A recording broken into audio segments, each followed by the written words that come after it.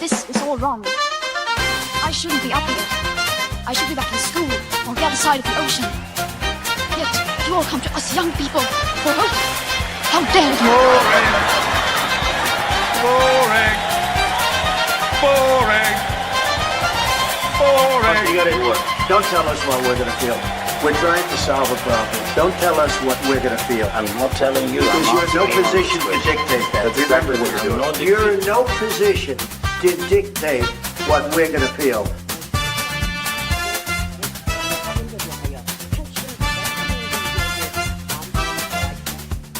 I call again for an immediate ceasefire in Gaza, the return of the sausages, the hostages. Welcome, Lembit Öpik here for the promised live interview with this man here, Tim Scott of the Freedom Association. In the studio, it's an experiment to see what you think of it. And we're discussing the erosion of free speech by, well, the Labour government, but perhaps successive governments in the country. And so we're seeing how it works when we're actually together in the same place. Tim will confirm this is massively invading our personal space. It is. You don't normally get this close to people. I live in a studio almost alone, apart from my wonderful team. But Tim, thanks for coming along. My pleasure. Tell us a little bit about the Freedom Association. Yeah, so we've been going 50 years. 1975 was when 50? We were formed. Wow. 50 years we've been going. We were founded by the McWhirter twins, as in the Guinness Book of Records. And Ross McWhirter, of course, was murdered by the IRA in 1975 for putting a price on their heads. So 2025 was our 50th anniversary. We had a lovely dinner down at the Penshurst Place, the home of the Delisle family. You didn't invite me. You didn't. Fact. This interview is over. I did. We did invite you, Lembit. Did you? We couldn't not invite you. Well, then why wasn't I there? Well, maybe you were busy. I doubt it. On one of your many trips abroad. Oh, okay. Touche. Well, sorry, well deserved. You. You're well deserved and essential for the business. Trips abroad. Yeah, whatever. So you can find us at tfa.net, and we have what we call the 10 principles of the free society. Not quite the 10 commandments, but the 10 principles of a free society. So good stuff like freedom of religion, freedom of speech, a smaller state, lower taxes, strong national defenses, all that sort of good stuff. But so that's what we do. Okay, well, thank you for being here. It's a great organization. And where better to take us in that case than talking about free speech? It's a year where various decisions have been made. Some people released, some people imprisoned. I went to see Lucy Connolly. Oh, yeah. There she is, talking at a conference. And if you recall, she was arrested and imprisoned for stupid words on the internet, which she took down 4 hours after she put them up. Yeah. Now, apparently she pleaded guilty. They managed to bang her up in a matter of about 3 days or a week or something like that. First of all, what did you make of what happened to Lucy Connolly? Yeah, an interesting one. I mean, look, she shouldn't have said what she said, and I think she posted in anger. But she regretted it. She deleted it after about 3 hours, but it had done the rounds by then. Yes, it was an interesting one. I mean, quite a lot of people at that time.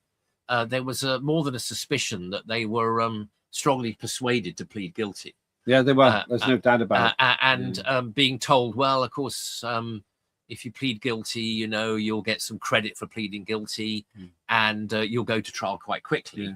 Whereas if you plead not guilty, of course, you may be held on remand for months, and you won't get any credit if you're then subsequently found guilty. But of course, some people, like the Royal Marines guy from South Wales, whose name I won't try and remember his name, but he was an ex-Royal Marines from South Wales, said something perhaps a little bit intemperate on social media, ended up getting charged, went to trial, and the jury cleared him within about 15 minutes.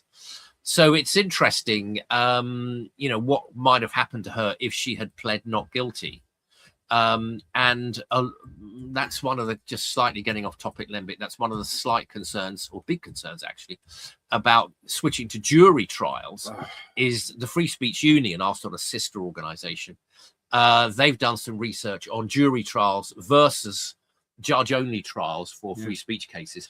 Juries are much more likely to not convict, to find not guilty. It was Jamie Michael. Jamie Michael. Now, Claire Dyer interviewed him, I think, to great effect, actually. And he said in that interview, and it's definitely worth finding it on the archive, go to Unprecedented TV on YouTube and you'll find it, Dire Consequences. He was being put under enormous pressure to plead guilty, and he wouldn't do it. He literally refused. And it took 17 minutes for the jury to clear him. Now, Lucy Connolly was persuaded, as far as I understand, to do, for exactly the reasons you said, to plead guilty. She now says she wants to work with reform because she thinks that reform is unlikely to be so authoritarian. That stunning that we're in a situation now where hurty words send you to prison, but you can have an illegal war in Iraq and then get to be a peace envoy. Well, yes, Tony Blair, of course. Remember him? I'd rather not. He's quite a personable chap. I got on with him quite well as an individual. But the problem was he helped to wreck a country on the basis of lies, but never got done or anything for it. Just went off to become fabulously wealthy. Yes, of course. Yes, you were in Parliament under much of his premiership. I quite liked him actually, as a person, but I just, the idea that you can lie to the entire country, on the basis of non-existent weapons of mass destruction, and then go on to be the peace envoy. But Lucy Connolly says some hurty words on the internet and spends something like a year in prison. Well, you had a ringside seat to his premiership, and I voted against. I voted against it. I didn't believe him. I thought it was complete rubbish, and we got pariahed. I was then in the Lib Dems when the Lib Dems were principal. The late Charles Kennedy, he was really pretty heavy on the old free speech, unlike his successors, particularly Nick Clegg, absolutely useless on this. And he made us walk through the no lobby against the war. But in terms of free speech, Blair got away with lying to the country. Nothing happened. Lucy Connolly has never demonstrably caused any violence in the country from what she said. And now people are even frightened to talk about her in case they get banged up as well. Yeah, I mean, look, I'm not going to defend what she said, but I mean, I think there's been I think an overreaction from a sort of a scared political and judicial establishment. But there's no doubt, Lembit. I mean, and it's not just the governments. I think it's a cultural issue as well. I think free speech is being squeezed. It's being thrown under the bus. You know, whatever metaphor you want to use. Sadly, we don't have the Americans' constitutional protections, so we are very much at the mercy of whoever's in government. Compare what happened to Lucy Connolly with what happened to this man. Do you know his name? Oh yes, this is the Labour councillor. Who said, "Oh, we're going to slit their throats," and he exhorted people to go and slit their throats and get rid of them all. Yes, talking about what he considered the far right. Yes. Do you remember his name? No, I don't remember his name. He said he said, "Oh, they're all Nazi." Didn't he say they're all Nazi fascists and we should cut their throats, or words to that effect? Yeah, and his name's Ricky Jones actually. Ricky Jones, and there is councillor charged over cutthroat protest remarks. Yeah. And he got off. Yes. He pleaded not guilty. It took a year. He wasn't on remand. He was wandering around. Could have been a threat to the public. He was let out on bail, was he? As far as I understand it. Okay. As far as I understand it. Not held in remand. Well, we'll correct that if we're wrong, but I'm pretty sure he wasn't held on remand. Yeah. And he pleaded not guilty, and then he was cleared. So somebody who actually said, "Let's cut their throats," got away. Yeah. And Lucy Connolly, probably because she pleaded guilty, got put down into prison. What does that tell you about free speech in this country? Well, yes, that it's Lembit, that it's under threat, and I think there's a number of issues, a number of areas where it's under threat. Can I highlight one particular? The Labour's Employment Rights Bill. Yes, which so-called employment protection, which in many cases will lead to employment prevention. I fear it will make employers think twice about before they take anybody on. But why does that relate to free speech? Because there is an employer's liability to third-party harassment. What does that mean? Okay, what does that mean? Indeed. So employers now have a legal duty to prevent third-party harassment of their staff. So this is not just employee to employee. This could be, you could have a situation where somebody's serving behind the bar. There are two guys at the bar, not working for the pub, both the customers of the pub, having had downwind of a few pints, having perhaps a bit of an unpleasant conversation, not aimed at him or her, and maybe they don't even converse with him or her, but the person working behind the bar overhears the conversation. Yeah. There's a potential there for them to sue that under the third-party harassment law.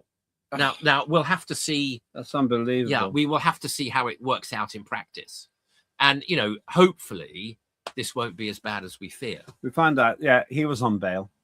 Ricky Jones was on bail. This man in the picture. Yeah. Let's get rid of him there. Yeah. Thank you. Yeah. But this is shocking. So that's. I won't name the person it's happened to, and you might be able to work it out. I'll tell you after the show. Okay. Somebody we both know. Yeah. Very learned individual. Went for a shelf stacking job in a supermarket. Okay. He's massively overqualified. He's got a PhD. Wow. He's international expert on things. Mm-hmm. And they didn't question his qualifications, but they said, we can't employ you because of your views. Oh. You might offend other staff. You might offend other staff. Yeah. Now, this sounds to me that it's like this online, like this employment bill, that they don't want him there because he has controversial views. Oh yeah, could that supermarket be prosecuted if he has views which other people don't agree with? Well, if somebody at the supermarket had complained, perhaps, and said, "Oh well, he said so and so to me," or I overheard him saying to somebody else. Oh man, this is crazy. Is there then under the Employment Rights Bill a potential to sue? Now we hope it's not going to be as bad as we fear. But that's a terrible way to live. We hope that the legislation is not going to be as bad as we fear. I know. What happened to free speech? We've gone to war. Yeah. In order to defend people's liberties. Yeah. And now we're taking them away. This is just insane to me. Yeah, I mean there are other examples, Lembit. You've got this Islamophobia definition. You've got this committee being chaired by my former election opponent, Dominic Grieve. Oh yeah, quite like him actually. But go on. Yeah, but I wish I'd been more fond of him. Very very pucker guy. Very pucker sort of Westminster and Oxford. Very pucker guy, but politically, I mean, this is the problem. In the end, his own Conservative association got rid of him. But anyway, going back to the Islamophobia definition, that's another potential area of concern, that they're going to come out with this Islamophobia or anti-Muslim hatred definition, and nobody should be having a go or threatening anybody else just because they're Muslim. But there's a fear here, there is a real fear here, that definition could then end up with people being on the wrong side of the law, being arrested, being charged. I'll give you another example. The Christian Institute, which I've got some links with, has recently had to come out with what they call a street preacher's charter. This is what you can say and what you can say and what you can't say.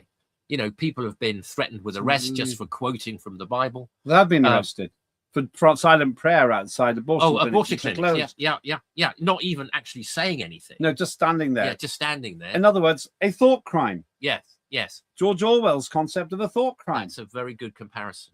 So yes, the street preachers charter, because they've in Uxbridge, near where we live in West London. People have been arrested because they've been doing some Christian outreach work on the street, and somebody has complained, they're causing trouble, I felt harassed, I felt threatened, and then along come the police, you know, and all it needs is one person to ring up. Only needs one person, and let alone, you know, a 3 million signature petition as we have against digital ID. All you need is one person to complain. Along come, all right, you're causing trouble, you're nicked. I think that applies to Muslim preachers as well, then, and all religious preachers, or is it just Christians? Well, there is that suspicion, then, but should we say? Yeah, well, I've heard that from other people, so it's a somewhat rhetorical question, which is a big worry. At some point, we'll get the team to look into the statistics. How many preachers of different religions? We'll look at all of the religions. Those stats could be revealing. Scientologists, maybe. Let's just leave that one there. Yeah, could be interesting stats. Let's just stop for a minute, as often we do. I'd like to advertise one of the greatest shows here on Unprecedented TV with one of the finest presenters.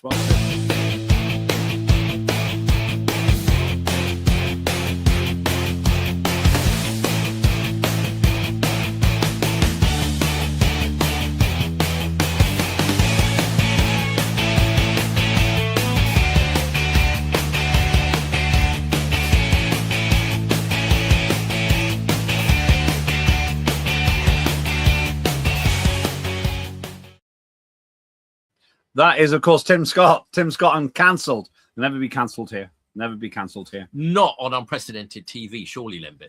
Do follow and like us. You'll find us on Unprecedented. I agree. On YouTube. Of course you do. Because I just laughed at you with your own advert. A story so far.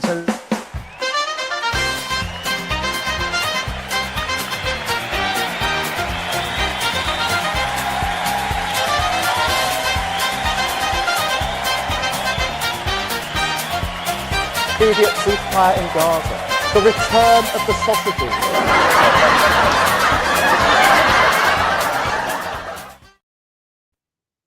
That was weird. I think my team was playing a trick on you. Well, I don't know. I'll leave you to decide which is better. We were temporarily cancelled, Lembit. No, I think it was just it's a plot. I think they're provoking you actually by doing that. I didn't know they were going to do that. I think there might be a little bit too much Christmas cheer in the gallery. Yeah, we're going to have to introduce very strict rules about too much mulled wine. Yeah, I know exactly. It's only 5%, but how much have they had? That was quite a funny little sojourn. They're completely unexpected. The story so far, anyway, I can't cancel them because we're talking about free speech. Story so far, we're talking with Tim Scott, who is the head of the Freedom Association. What are you technically? President, chief executive, chairman? I've got some grand chief factotum and general panjandrum and bottle washer. Okay, very complicated words there. There we are. Freedom Association. Where can people find out about it? TFA.net, or if you're on Twitter X, at TFA4 freedom. Okay, nice. Yeah, nice. It's good. Good operation, and people have died. One of the founders died for the cause. The story so far, then, we've got a problem with free speech in this country. We've also got people going to prison when they plead guilty from hurting words on the internet. Other people who call on the public to slit the throats of right-wingers who don't go to prison because they plead not guilty and seem to convince the jury or whatever. And we'll talk about jury trial a bit later on. I'm not sure. There may have been a magistrate, actually, that one. Don't know the details too much. But it looks to me that there's a big problem now with something like the online safety bill. The debate there is, can we just get the logo off there for a minute? Thank you. Google says Online Safety Act is a threat to free speech. What is the Online Safety Act? Yeah, this was something that was passed under the last government, and it's a bit of a concern then. Under the Tories, yes. So this is something that's really going to cause some trouble, and now the EU is picking up on this. I hear that there's big fines, and the EU now seems to have the powers to dictate the social media and internet policies of all its member states. I mean, it's becoming increasingly centralized and dictatorial. And I saw the other day that under the rotating presidency of the European Union, where one member state holds the presidency for 6 months, that the Irish government wants to ban social media for under 14s or under 16s, like in America. Yeah, It's well, like Australia. Yeah, Australia. Not America, Australia, Yeah, sorry. Australia. I mean, I've got very mixed feelings about that, and I think you know, there is stuff out there that really, you know, 10 and 12-year-olds shouldn't be seeing. But this should be a decision for the member states, not for Brussels. Oh well, I have to say that Ursula von der Leyen, a failed politician in her own country, is an absolute classic example of what happens when you get apparatchiks in positions of leadership. She's not a leader. Well, she was the only name on the ballot paper. Yeah, exactly. And even then, she only won by 8. This because the EU Parliament ratified. So she was the only name, and I mean, there's something like 750 MEPs, and she was the only name on the ballot paper, and she still only won by 8 votes. It's amazing, and that person's got so much power to damage the lives of Europeans, and because of Starmer's limp-wristed attitude towards Europe and desperation, as far as I can see, to get us back in. Yeah, my opinion. Yeah, she has power of the UK as well. But she does. This online safety act, what worries me is it can be really abused to shut people up. Well, there's so much in the interpretation of what it says. You know, it's a bit like, oh, right to a family life. I mean, we're talking about something else now, but I mean, that's just an example. You know, what does that mean? Offensive. Well, you know, that's very much it's a bit like beauty, isn't it? It's in the eye of the beholder. Yeah. You know, I mean, one person's offensive comment is another person's perfectly reasonable point. So there's so much here that is left to the whim of politics. And of course, once you get these kind of laws, they can then be amended and changed, you know, and so much of it is left to judges and to the whims and opinions of politicians and judges, you know. So there's... I find the Green Movement offensive.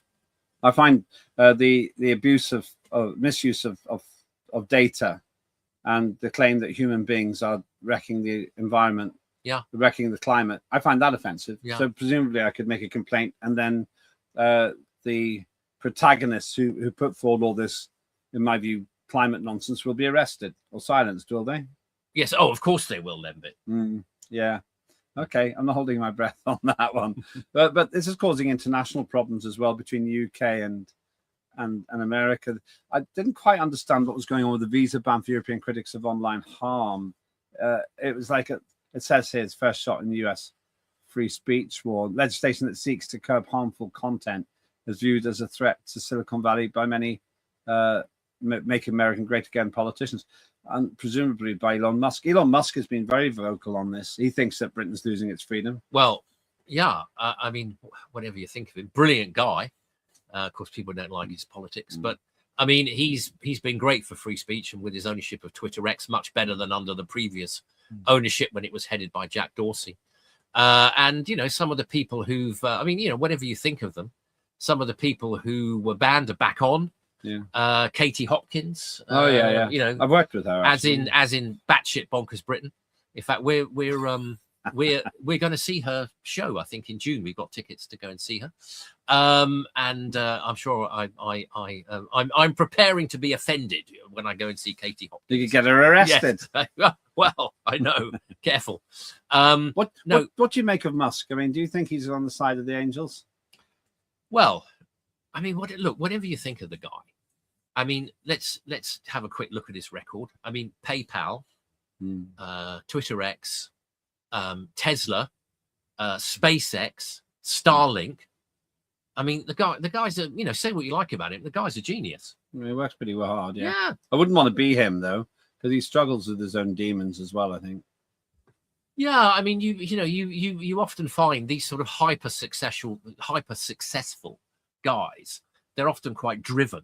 Yeah. You know, and strive, and you know, a lot of their self-worth comes from sort of, you know, their achievements and their accomplishments, and you know, well, you know, and in a sense, why shouldn't it? Maybe that's where I've gone wrong. I'm not mad enough. Well, maybe not troubled enough. You and me both, Lembit. Yeah, but you're telling the truth. Anyway, I find the idea of us being troubled offensive. Maybe I should report us both.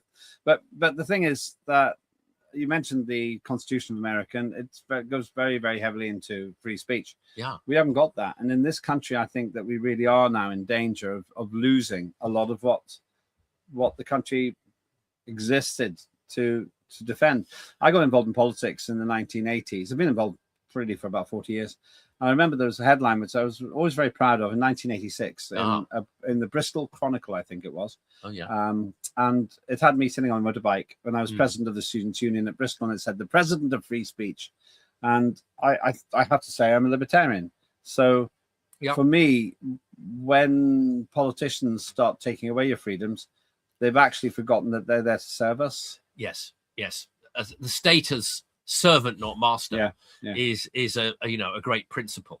And I think governments, when they come in, they always try, right, what new laws could we pass? Well, how about we start with just enforcing some of the existing ones and getting rid of laws? I want to get rid of them. Yes. How can you have 7,000 laws and think everyone can obey them? Technically, there was a hanging offence related to disrespecting the monarchy or calling for the shut down the monarchy even about a decade ago. Technically, it was still a capital offence. I have to say, I'm very much with Elon Musk on this and with Donald Trump. And JD Vance, who made a very impassioned speech and singled out the United Kingdom as a problem country when it came to free speech.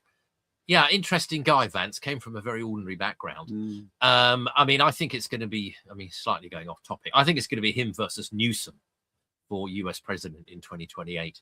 But I mean, I think, they in America, they have a different sort of attitude. I think it's partly because of their constitutional protections. I wish we had something like that here. And, we are very dependent upon the whims of our government and our politicians. We very much are dependent upon their good graces and their good office. You can even call them Goodness help us. And, the Conservatives were in for 14 years. And really, apart from the university's free speech bill, they did very little to promote free speech. And culturally, free speech went backwards in their 14 years. David Cameron, when he was Prime Minister, I remember when he was in league with Nick Clegg, or to be more accurate, when he employed Nick Clegg as his servant, he said he wanted to ban non-violent extremists from speaking at universities. And Nick Clegg, the leader of the Liberal Democrats, agreed. Deputy Prime Minister. Deputy Prime Minister, but just really a stooge for Cameron. In my opinion, Clegg ruined the party, and the numbers suggest it.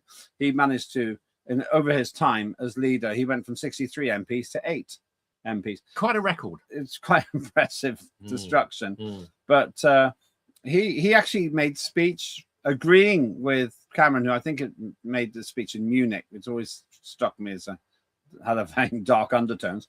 But basically, he said, Clegg, the leader of the party that's meant to defend freedom, would ban non-violent extremists from making speeches in university. Now, who defines what non-violent extremist is? Well, this goes back to just what I said earlier. And, who gets to define what's offensive? Who gets to define who's an extremist? Well, the people in power who aren't smart enough, they're the ones. It's my experience, I think, that you have to lack intelligence to enforce censorship because you're frightened. You're frightened you'll lose the debate. That's why I think that the green organizations who believe in climate emergency say, oh, the science is settled. Don't give airtime to the others. Hang on a second. If the science is settled here, how can you not beat me? How can you not win the argument? How can you not prove that you're right? Instead, you want to silence me for saying there's no climate emergency. And I think it's the pervasive the unintelligence. That pervasive isn't a word, is it? Well, it's a lack of imagination. It's lack of that word as well. There, I just proved myself to not be very intelligent. It's a lack of imagination, Lembit, and it's also it's a fear. It's a fear of what we might say. I mean, I think our government, our current government at least, I don't think it likes a lot of us very much. I think you could well be right. I mean, it does, and it regards us with suspicion. Well, Keir Starmer, I mean, it's just so anodyne when he's talking, and it's just like he doesn't look like he believes in anything. But I think he's scared of free speech. Well, yeah, I mean, I think they're sort of scared that we're all gonna, I don't know, want their heads on the spike. I mean, I don't think we are. We're a largely peaceful, secular, liberal sort of democracy. Although becoming increasingly, I think I do worry our country is becoming increasingly fragmented and untrusting, you know. I'm obsessing about the word. What I meant to say was the all-pervasive effect of the unintelligent. And that's what's happening. And people like, I would say people like Starmer, I don't understand how he even got to be head of the Crown's prosecution service. He doesn't seem intelligent enough for his job. And while we're on it, I'm not sure what you think of the Deputy Prime Minister. Oh dear. David Lammy's reforms are a serious threat to free speech. The world wants This is the jury. Yeah, to the jury UK, the bastion of liberty. Now we are fast on the road to becoming a banana republic. Without any bananas. Without, we haven't even got the weather. Yeah. At least in a banana republic, the weather's nice. You've got some nice weather. Yeah. Exactly. Well, this is David Lammy, bless him. I mean, he went on Mastermind, although I think in his case it should have been called Disaster Mind. Yeah. Because one of the questions was, who was king after Henry VIII? Because actually that is a tough question, because it was a very young son, and it was Edward. It was Edward, but what number? Was it Edward the Fifth or the? I don't know. At least I would have got the name right. But he said the heir to Henry VIII was Henry VII. Yeah, I know. There he is. Also, he said the blue cheese that goes with port is red Leicester. Yes. And the more tricky one, you probably know it. What was the surname of the French husband wife team, Marie and Pierre, who won the Nobel Prize for Physics in 1903 for their work on radioactivity? Yeah. The answer was Marie Antoinette. Yeah, Antoinette was, of course, Curie. let them eat cake. Yeah, I know. Yes. Let them eat humble pie. Humble pie for exactly. him. Yes, an extra serving for our Deputy Prime Minister. And so I think that this is a huge threat coming up towards the end of the year of 2025, which sums up their complete lack of respect for freedom. I have to say that I think the danger is writ large when people like Lammy don't understand the importance of being able to be tried by a jury of your peers. I mean, there's a wonderful clip that I'm sure many of our viewers would have seen it on YouTube. David Lammy being interviewed and saying, "Why aren't there any police around?"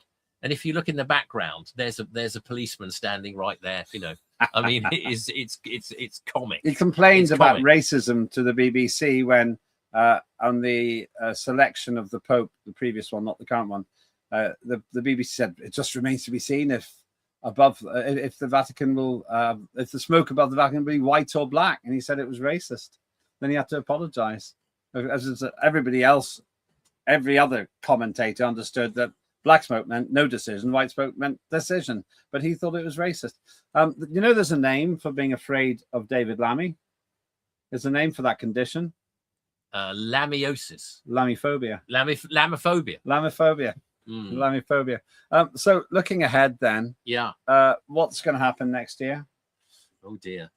Well, it's your job. You know, you're the Freedom Association. I mean, I wish I could be more optimistic, Lembit. I mean, there are elections in May. Yeah. Just on the sort of broader political point, we got elections in May. Those that are allowed to go ahead, of course. Oh yeah. I know, you know. So there's certainly going to be London. There's going to be Scotland. There's going to be Wales. Let's see how. I think neither the Conservatives nor Labour will do that well. And I think both Badenoch and Starmer could be under pressure. I do fear a further squeeze on free speech. However, it's not all bad news. There's some evidence that non-crime hate incidents could be on the way out. So let's see what happens there. I just don't believe it. I think they might back off because they can't sustain it, not because they've actually had a change of heart, and also scared of probably the next Prime Minister of the country. There he is. Probably. Well, let's wait and see. Yeah, I think he's got a very good chance of becoming the next Prime Minister.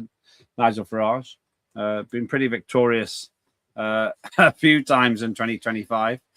Well, they're certainly rattled. And one thing I've noticed is I'm the sort of boring git who watches Prime Minister's Questions most weeks, and Labour are misusing PMQs to have a go at reform and sometimes at the Tories as well. With brown nosing backbenchers, teeing up Starmer. It's always been like that. It's always been like that. Yeah, but it's worse now. Well, maybe it's more blatant. Yeah, I have to say that man. I mean, you would know. Yeah. Well, I have to say that I think possibly the next Prime Minister could be there is Ed Davey. Oh, Ed, yes. a man mountain of stature and credibility. Oh there. dear. Yeah, and I don't dislike him. I used to share an office with him, but I have to say I don't think he ran his election campaign as well as he thinks he did. They got 72 MPs, but if he played a grown-up game, I reckon it would have been a lot more. Where can people find out more about the Freedom Association? You had the chance before. TFA.net, or if you're on Twitter X, follow us at TFA4 Freedom. TFA4 Freedom on Twitter X or TFA.net. Well, thanks so much for coming in. My pleasure. You've come a long way for this. I have. And the studio seems to be it's been revamped, actually. It's got a new floor. It's Do looking you good. notice? Yeah, new floor. Yeah. absolutely. Maybe we'll get a rug the next time. I'm not sure. You're spoiling us, Lembit. I know, killing you with kindness. Get a cup of tea after this. Thanks for at least. Thanks so much for watching. This has been a live broadcast. If you're watching on the archive, you'll be able to see if we're right or not. And you'll find that archive at Unprecedented TV on YouTube. If you can't find it straight away, put my name in, Lembit, Lembit. Also, you'll find Tim Scott's great series, Tim Scott Uncancelled there. Lots of great shows coming up in 2026. Let's see if we're right about this. My guess is they won't be able to get rid of jury trials. I think that's a bridge too far. Even their backbenchers can't accept that. But the number of U-turns means it's no longer a U-turn, it's just a circle. It's just going round in circles. He doesn't know which way he's facing. No, he doesn't. And all four directions, all four points of the compass at once. Anyway, thanks so much for watching. Thanks to the team. Thanks, everyone. This is Lembit Öpik Live, special edition, live in the studio. I think we'll do this again. Have a very good day.